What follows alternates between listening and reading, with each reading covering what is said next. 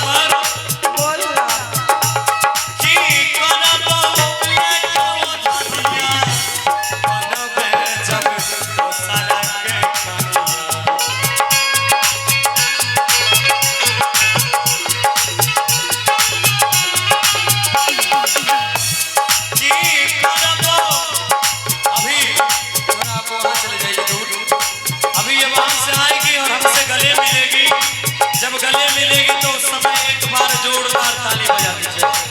अभी नहीं, जब गले मिलेगी तो की करबो मैं तो रहिया बनबे तो सर के दुनिया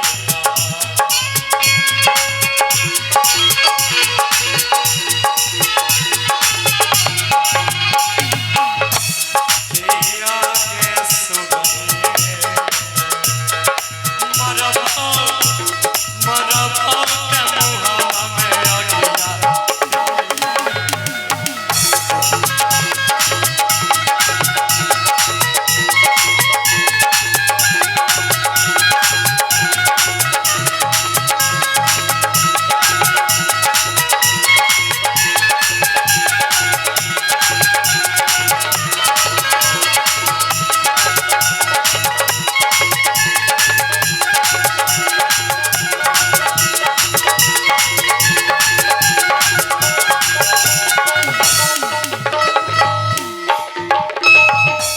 किया रे राजावा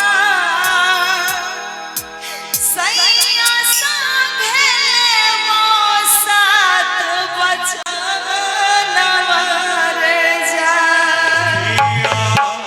किया रे पगल में आगे मर जाइबो मुहावा में अगिया अरे ऐसन कथी ला बोले छी। अब की फायदा? अच्छा लगा हो तो जरा ताली बजा दे।